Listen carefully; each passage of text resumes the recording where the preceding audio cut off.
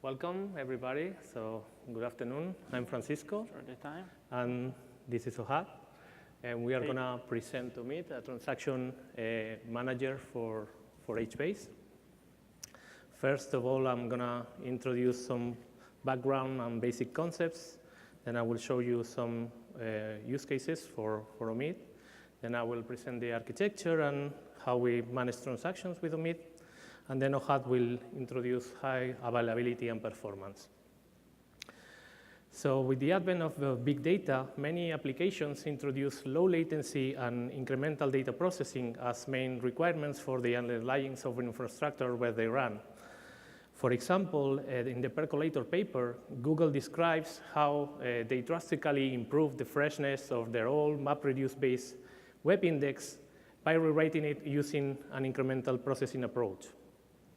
In this new context, it's very likely that multiple clients need to update the same data concurrently. This, of course, can cause many problems related to data inconsistencies.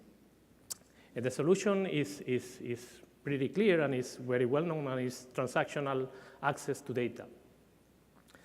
So transactions to the rescue. Transactions are just a very well-known concept in relational databases, and they are just an abstract unit of work, a context, in order that allows to manage data with certain guarantees, the so-called ACID guarantees, ACID for atomicity, consistency, isolation, and durability. But in the big data ecosystem, however, many software infrastructures rely on NoSQL data stores, and NoSQL data stores trade off data consistency for scalability. This means that many NoSQL data stores don't provide the concept of transactions at all, because transactions are hard to scale due mainly to data partition and data replication. Some NoSQL data stores provide relaxed ACID guarantees, such as atomicity or consistency, but they don't provide strong consistency guarantees. At Yahoo, we extensively use HBase as a backend data store, and we have some applications that require stronger data consistency guarantees. So that's why back in 2011, we started implementing Omid.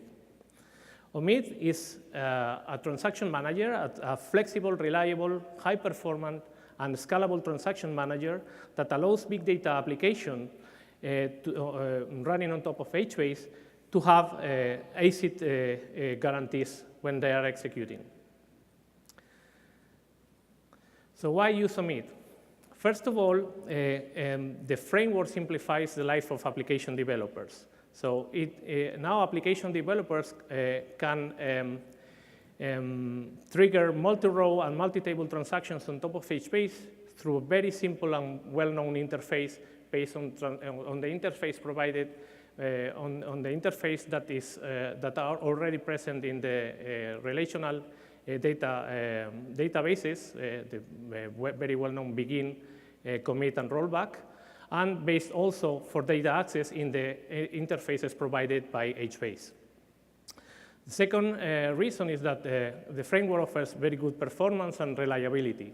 All the components of Omid are highly available, and the framework is able to provide a throughput of more than 300,000 transactions per second. The framework uses a log-free optimistic approach in order to manage transactions. So in Omid, if a client is slow or faulty, it doesn't prevent other clients to progress with their transactions. Also, regarding to concurrent execution, the concurrent execution of transactions, the framework provides an implementation of Snapshot Isolation that offers a good balance between data consistency and performance. Finally, the framework doesn't require any modification on the underlying data store, in this case, HBase. So all the transactional logic is implemented in the framework components. So no need to modify the code in HBase, nor we need to add additional changes on HBase table schemas. We have been using successfully Omid at Yahoo for more than 3 years now. And its behavior has been very reliable, and we get all the performance that we need for our applications. So last but not least, in the last few weeks, we have been moving the code to the Apache Software Foundation. We are open sourcing it through their incubator program. And these days, we are preparing the first release under Apache. So you can go to the website and try it.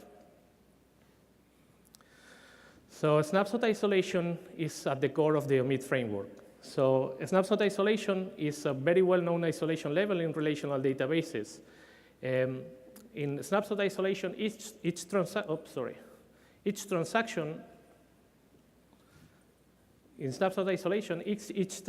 receives its own immutable view of the database, the so-called snapshot, and that is identified at creation time. In Omid, two transactions are conflicting if and only if they overlap in time. That means that the transactions are concurrent, and they overlap in space in the so-called write set.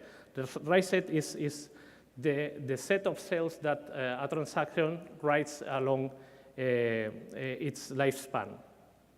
So in this example, we can see four different transactions executing in the system.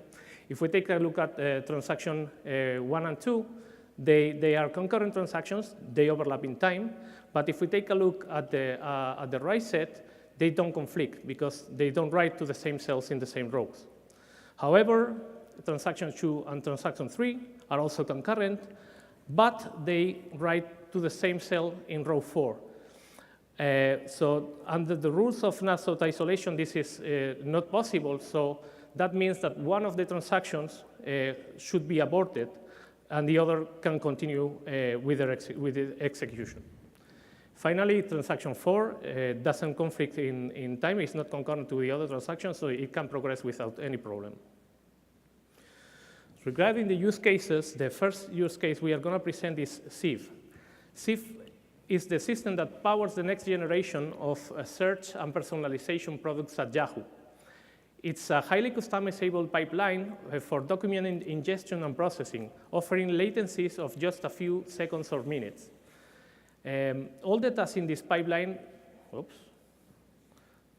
what's going on with this? Okay. All the tasks in the pipeline write or read from HBase, and Omid is used in order to provide consistent access to data when conflicts occur during concurrent access from the different tasks in the pipeline. Apart from Sieve, Hortonworks is integrating these days Omid in Hive. They are re-implementing their object store for metadata that now they are using a relational database for storage. They are re-implementing it for using HBase, and they use Omid to coordinate the transactions, the data accesses to the database. So in this slide, we show the main components on the left side of the slide of Omid. So we can see how transactional applications embed the Omid client in order to demarcate transactions and access application data transactionally on HBase. Then we can see below the transaction status oracle. That is the main component of the Omid architecture. It provides a conflict resolution mechanism in order to guarantee data consistency when multiple clients access the same data. Finally, at the bottom of the slide, we can see the timestamp oracle that is responsible of assigning the timestamps and in order to implement the temporal dimension to guarantee snapshot isolation. All these three components use some standard HBase elements in order to accomplish their functionality. For example, on the right-hand side of the slide, we can see the so-called shadow cells that are special cells that are attached to the normal cells of the application where application data is stored. And these shadow cells store specifically the commit state of the last transaction that wrote to the application cell. They are used to guarantee snapshot isolation during read operations. Below we have the commit table, that is a special table in HBase that the TSO uses to keep track the committed transactions. And finally, we can see a compactor that is a standard HBase coprocessor that is responsible for cleaning up all metadata on application tables and when HBase compacts data in the compaction mechanism. Here we can see the APIs that application developers can use to develop the consistent applications on top of HBase. First, we saw the transaction manager that allows to create transactional context through the well-known begin, commit, and rollback operations. The begin method is the one that returns the transactional context that will be used in the rest of the interface in order to identify a particular transaction where the operations will be executed. And the transactional table interface below is an extension of the well-known HTable interface in HBase that is enhanced with the transactional context for executing the different operations under that particular context. In the next slides, I'm going to show you how the main algorithm for managing transactions runs with Omid. So we can see in the top level all the different components I show in the architecture, the Omid client, the TSO, the timestamp oracle, the different application tables, and the special commit table in HBase. And when an application wants to start a transaction, it calls the transaction manager in the Omid client, the begin method.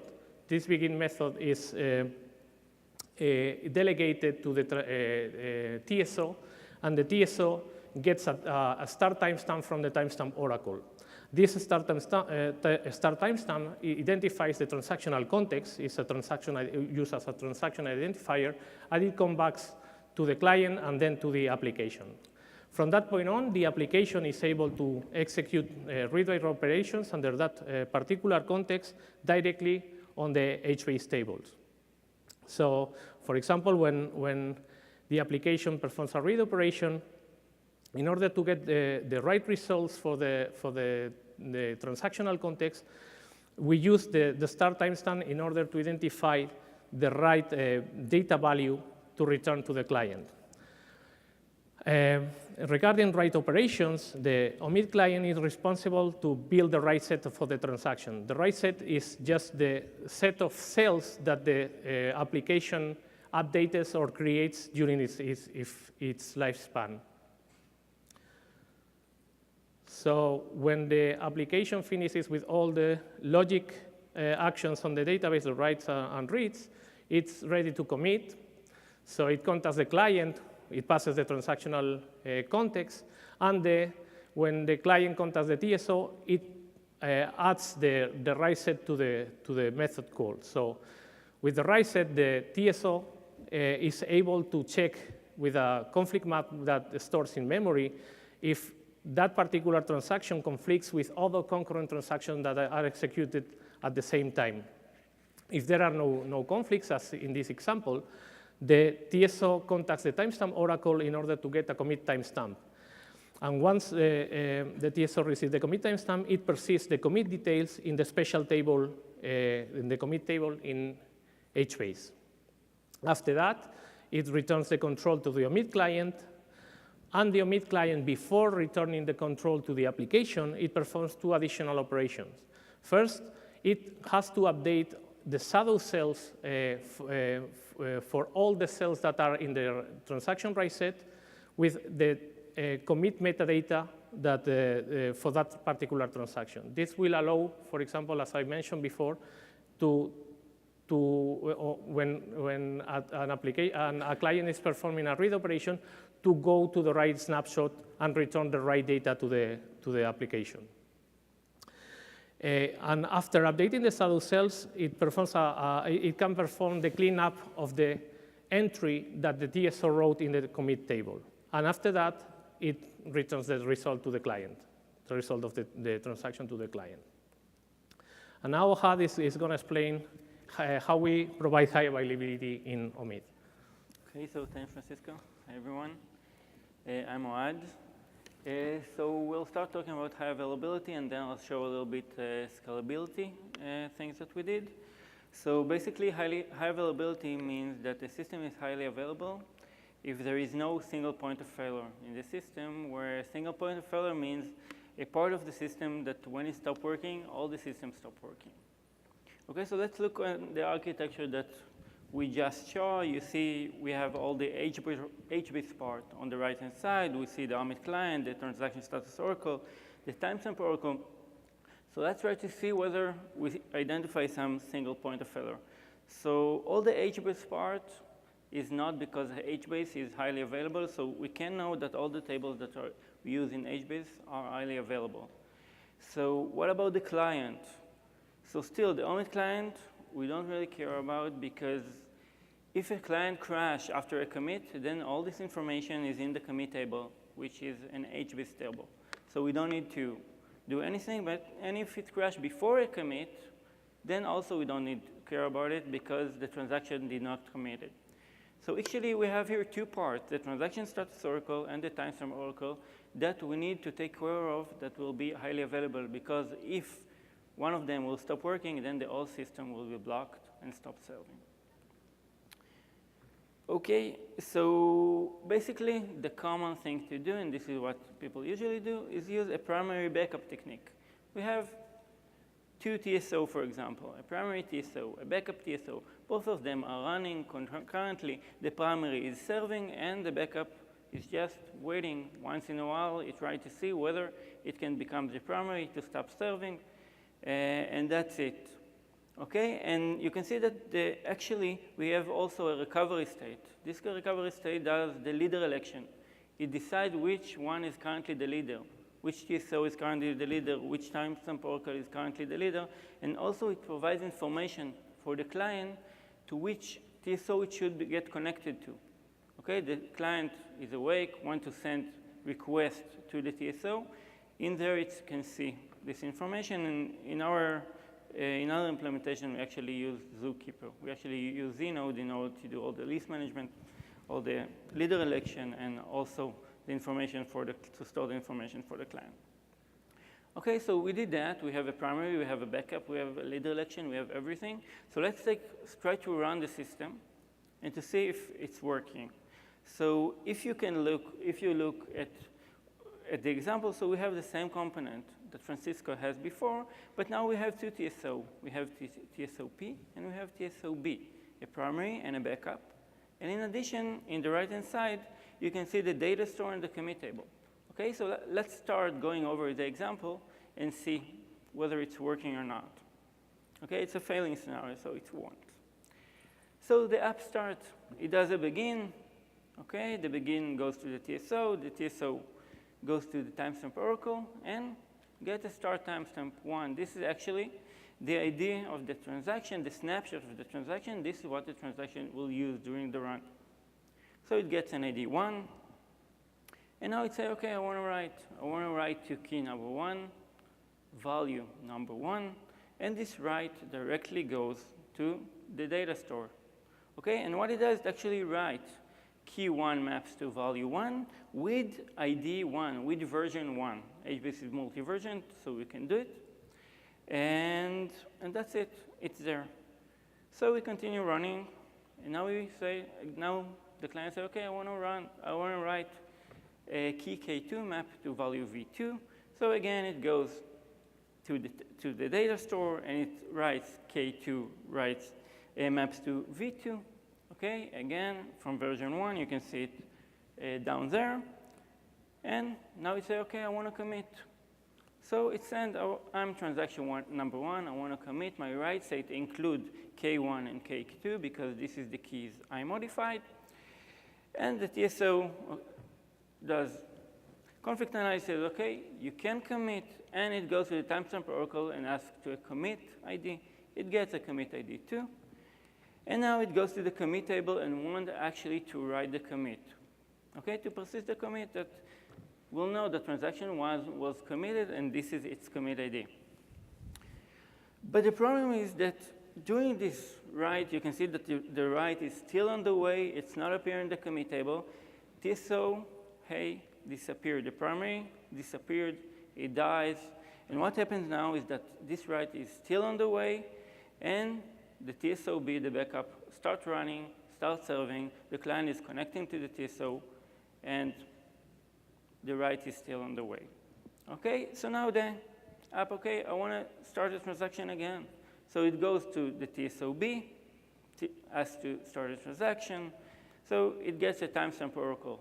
It goes to the timestamp oracle, it gets timestamp 3, and it returns ID 3 to the transaction. And the transaction says, okay, now I want to read K1.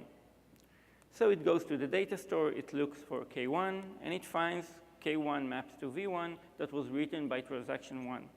But it doesn't know whether the transaction was committed or not. So what it does, it goes to the commit table to check whether transaction 1 was committed or not, right? It wants to know whether this key is in its snapshot. And currently, the answer is no. You can see the commit table is empty. The previous write that was launched by the previous TSO is somewhere on the way, and we cannot see it. Okay, so the answer is no, and we do not take this value. Now it goes and reads K2. So to read K2, again, it goes to the data store. It gets K2 maps to V2 that was written by transaction 1. But before it goes to the commit table, you can see now in the commit table that we have 1 maps to 2. The write that was launched by the previous TSO, that was somewhere on the way, actually now appear in the commit table, and you can see it. Okay, now when we'll go to the commit table, we will get the number 2. And of course, transaction 1 was committed before transaction 3 started. So what will happen is that we'll return the value V2. Okay, and this is illegal. It's not snapshot isolation. And the reason is that transaction 3 actually read K2 that was written by transaction 1, but it didn't read K1 that was written by the same transaction. Okay, and of course, the reason to that is that actually the snapshot of transaction 3 was changed after the transaction started running. It started running, and then symbolically, transaction 1 committed. So what can be done? The simple thing to do is just to add some sort of synchronization before writing to the commit table. Okay, so basically, a simple technique that can be done is to use some persistent log. And every time before you write to the commit table, write to this log, and also keep a location in the log that we know that all the prefix of this log is already in this table. And now when a new TSO starts running, first thing it does, it goes to the commit table and replay the suffix of the log. And it can be sure that once it starts running and starts serving, the state of the commit table won't be changed. No one from the future will go and change the state from the past will go and change the state of the commit table, because by replaying the suffix of the log, it was done.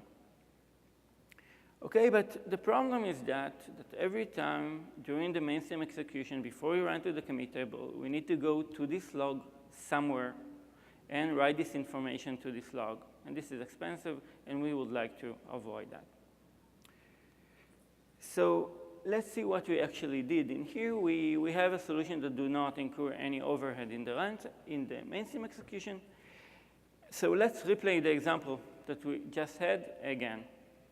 Okay, so as before, the application starts, it has to begin, the TSO gets a snapshot, 1, and returns it to the client.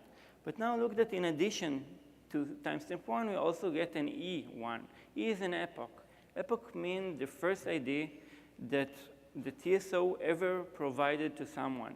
And using this epoch, we'll be able to know whether a transaction was launched by the current TSO or by a previous TSO. And now, as before, the transaction want to write K1 maps to V1. So as before it goes, it writes K1 maps to V1. And again, it want to write K2 maps to V2. So as before it goes, and it writes it in the data store. Now it want to do a commit. As before it goes, it says, OK, I want to commit transaction 1. This is my write set. And it gets a commit timestamp. And you can see that the write to the commit table is still on the way. but then TSO crashed as before. Okay, now the backup becomes the primary, a new transaction starts, and it goes to the backup. And now it gets an ID 3 because this is the next ID, but it also gets an epoch 3 because we have here a new TSO that started serving with ID 3. Okay, now it gets epoch 3 as well. Now it said, I want to read K1 as before. So it's go to the data store. It gets K1 maps to V1 as before. But now, when it goes to the commit table to see if it's there, then it's not there again. But what it does, it goes and it tries to invalidate. It tries to atomically write to the commit table. Okay? The transaction number 1 cannot be committed anymore. Okay, and if it succeeds, then you can look at the commit table that we have here. The transaction number 1 appears without any commit ID, and we also have a column that denotes invalid, which means that this transaction cannot commit. So then it returns an invalid result and do not read K1. But now when it goes and want to read K2, what it actually does, it goes to the data store as before, reads K2, but now when it will go and look for one in the commit table, it returns an answer that it does not exist because it sees that it was invalidated. Okay? So basically what we have in here, we have an example of a run that runs and does invalidated, but this is something which is very real. The only overhead that we added in here is this invalid operation, which is more expensive because it both reads and writes atomically. But this is something that occurs very, very, very rarely because it's only occur after a failover. A transaction that's started by the new TSO is trying to actually invalidate a transaction but started by the previous one. Okay, so we don't have any runtime overhead. The TSO uses regular write. It doesn't know whether the transaction was invalidated or not. The only problem that it adds is that it needs to know whether the transaction that it committed was really committed or not before it returns an answer to the client. For this reason, we use leases. Leases are time-bounded locks, which means that I'm allocated a lock for 10 seconds, and every time, and before this 10 seconds, I need to renew my lock. The nice thing in leases is that I can imitate their behavior locally, which means I allocated a list, I got a list, I know that I have it for 10 seconds, so I can check locally without going somewhere far to know if I own the list or not. So what basically we do here, we check the list before we write to the commit table and after every write to the commit table. So this was high availability. What about performance? In terms of performance, we did 2 things recently. The first one, if we have read-only transactions, then we don't really need to commit. Okay, read-only transaction cannot have write conflicts, and therefore we don't need the round trip to the TSO in order to do the commit. And another thing is that when we write into the commit table in the TSO, what we actually do, we write a batch. We don't write just a commit of a single transaction, but a batch of many transactions. And the reason that, of course, to increase the throughput. But the problem that we discovered is that when you write a batch write to HBase, then actually what HBase does in each reason server, it launches only one thread. So what we did, instead of running one batch, we actually run many mini batches concurrently, and this enforces HBase to run many threads concurrently. The only problem is that we need to enforce afterwards some order between them, because when we start a transaction, we have to know that we have to guarantee that all the previous one were already written to the commit table, because otherwise, as before, the commit can change a snapshot of the transaction after it started. And that's it. Okay, some results. Basically, you can see here a results graph. The x-axis shows the number of region servers, the number of partition servers, and the y-axis shows you the transaction per second in kilos. And all these examples runs with the 16 mini batches. And you can see that at most with 6 region servers, we were able to get to 380,000 transactions per second. Okay, so I'll summarize. So we talked about transactions in NoSQL that currently they are very common and they're used internally in YAO in incremental big data processors. Okay, you can build index incrementally. We showed Snapshot Isolation, which is a scalable consistency guarantee, which is a good one. And of course, we show Omid, which is a web-scale transaction processing system for HBase, which is reliable, performance, and it's battle tested. We use it in YAO, and it works great. And recently, as Francisco said, it was adopted as an Apache incubator, so you all are invited to take a look, download, contact us if needed. And that's it. Thanks for coming.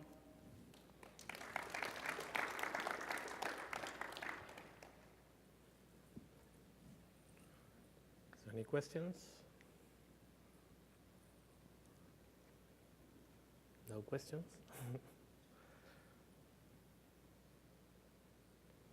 Okay. Okay.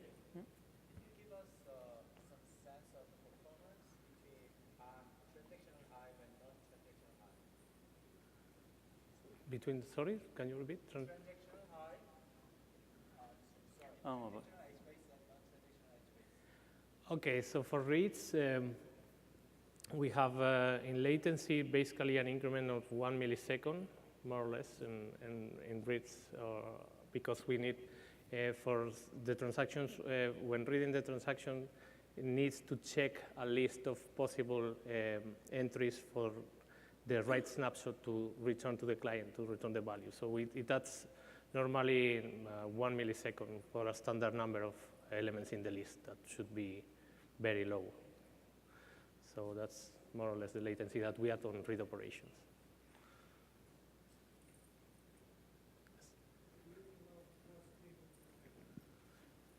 Yeah, cross-table transactions, yes. Yeah. Yes. Cross rows, cross tables, yeah. Yeah. Sorry, can you repeat? You showed the snapshot isolation. Yeah. Do you support any other isolation levels? Other No. isolation levels? No. No. It can be extended, of course, to support Yeah. serializability or something weaker, but no. No. It seems like the right one in terms of performance and consistency.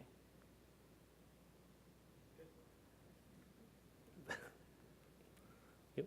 Okay. Can this be used against any other storage, or is specifically? It can be adapted to other data stores. So we have extracted the main elements and we have abstracted them in order to be adapted to other key value data stores. They cannot run in multi-data center data stores, but if in the same data center. We do not modify HBase. We use it as it is. Yeah, and we have to extract it, the main components and make them abstract enough in order to be adapted to other data stores.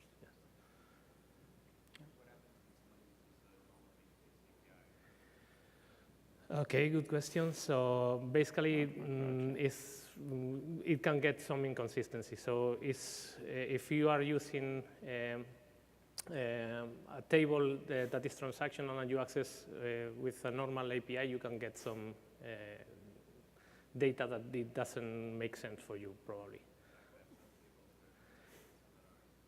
If you access some tables non-transactionally,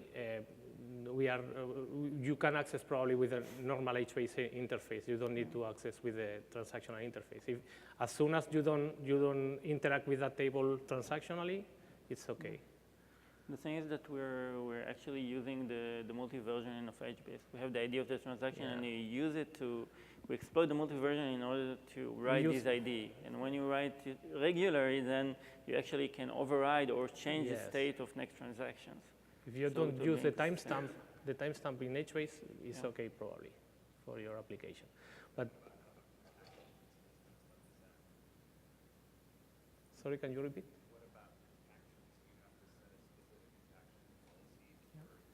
Yes, well, not a special compaction policy. We have this compactor element, this compactor coprocessor that takes care when HBase is compacting to get rid of the unnecessary metadata that we have written. Yeah.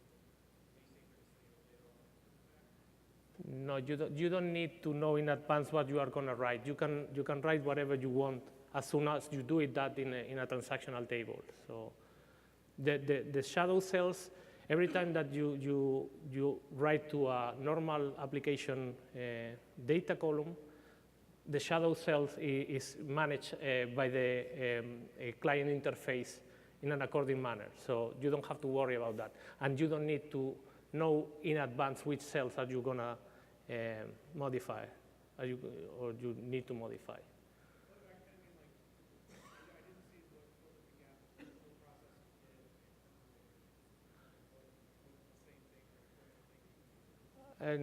Well, the coprocessor here in Omid basically is for cleaning up data.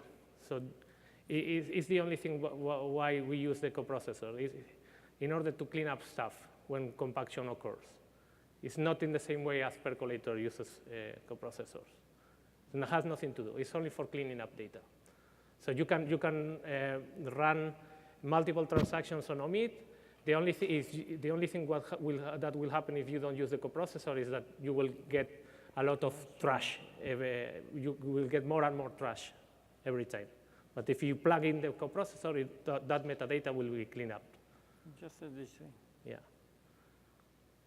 Does there currently exist a thrift interface for this, for those second-class applications that talk to HBase through thrift?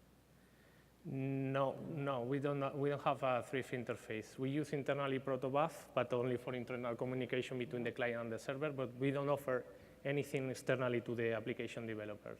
Any plans in the future? Well, we have just started the community in Apache, so if you are interested and you have something to offer or regarding that, or you are welcome to give your feedback there. So, thank you.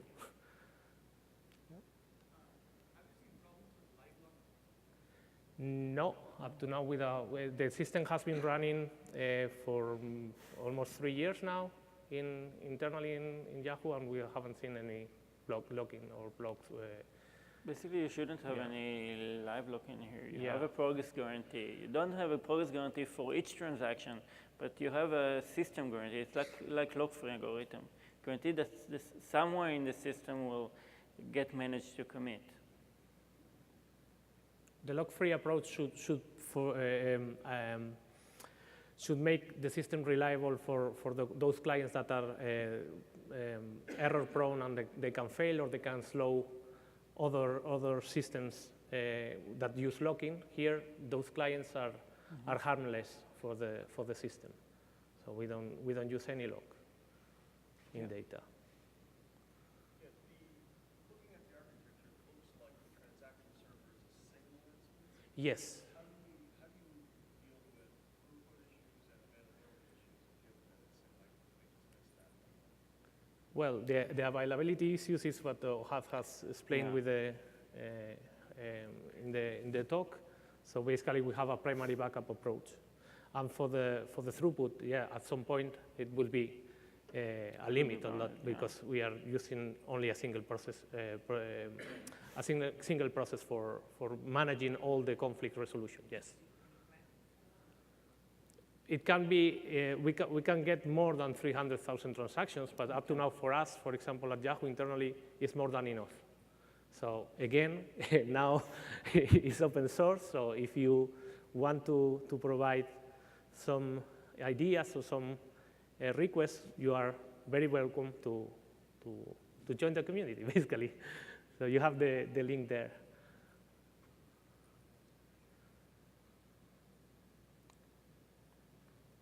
More questions? Do you have any suggestions for the number of puts in one transaction? Like, oh, don't do more than a couple million or something? Yes, this is another good question. So, if you want to go on that, so you have been doing some tests on that. Yeah, basically, as long as you have a long transaction, you increase the abort ratio. Okay, if you have a longer if you have a small amount of longer transaction with a lot of short transaction, you basically the long transaction would be almost all the time aborted. We ran it, I think that up to 20, 30, something like that, we get a nice abort ratio. Above that, when you have long transaction, with the Wittgenstein distribution, then we got quite a lot of aborts, yeah. But basically in Yahoo, most of the transactions are quite short when we run it. In terms of write set, are not more than 10, 15 elements in the write set. Yeah. Okay, thanks for coming. Thank you.